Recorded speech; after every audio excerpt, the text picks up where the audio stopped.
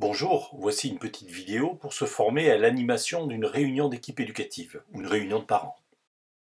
La rencontre d'une famille dans le cadre d'une réunion d'équipe éducative doit être prise très au sérieux. En effet, les membres qui composent une réunion d'équipe éducative sont au minimum le chef d'établissement, la famille et l'enseignant de la classe de l'enfant. Mais à cette liste peuvent s'ajouter l'enfant, le psychologue, l'enseignant référent, l'enseignant ressources réseau, c'est-à-dire enseignant spécialisé, le soignant ou les soignants et tous les dispositifs de soins, par exemple les CMP, les CMPP, les hôpitaux de jour, etc. Nous devons donc comprendre que pour la famille, cette réunion peut rapidement être perçue avant qu'elle ne débute, au pire comme un tribunal, au mieux une réelle épreuve. En effet, s'il y a une équipe éducative, c'est qu'il y a une difficulté qui aura été repérée chez l'enfant. Cette confrontation à la difficulté de son enfant est à tous les coups un objet de souffrance pour les parents. Par ailleurs, une réunion avec une famille est toujours dissymétrique.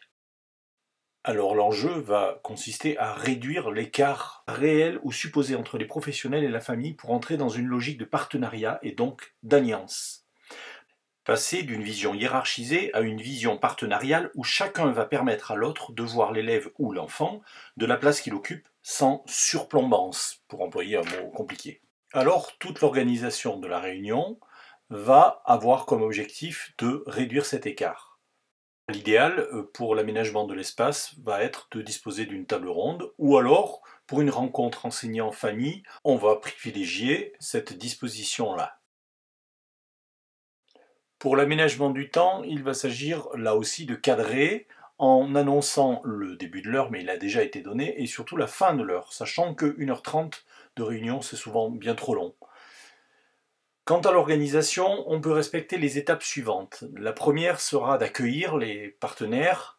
La seconde, ça va être toujours de commencer par écouter la famille. Ce temps d'écoute est tout sauf un petit détail. En effet, on pense souvent qu'une réunion sert à délivrer un message, mais elle sert aussi et surtout à entendre ce que la famille a à nous dire. Ce que la famille aussi sait de son enfant, sachant que les parents sont les plus grands spécialistes de la connaissance de leur enfant, forcément. Ensuite, l'organisateur de la réunion invitera l'enseignant à présenter l'élève de son point de vue, en donnant, tant que faire se peut, le plus possible d'effets. Puis un tour de table pourra s'opérer pour que chacun puisse présenter de façon très factuelle sa connaissance qu'il a de l'élève. Puis l'enseignant spécialisé ou le psychologue ou même l'enseignant pourra proposer une analyse de tous ces faits exposés et pourra même aller jusqu'à proposer une problématique.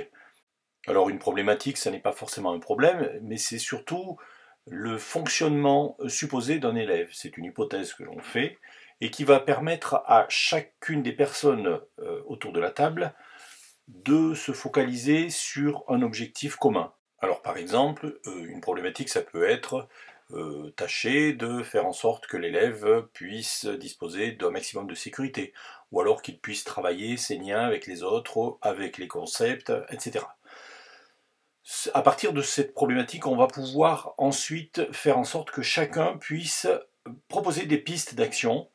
Donc un nouveau tour de table rapide pourra permettre à chacun de dire, ben, voilà, moi, pour permettre à cet élève de se sentir en sécurité, de mon point de vue de psychologue, voilà ce que je vais proposer. Moi, d'un point de vue de l'enseignant, voilà ce que je vais proposer. Moi, du point de vue de l'enseignant spécialisé, etc. Et ce, jusqu'à la famille.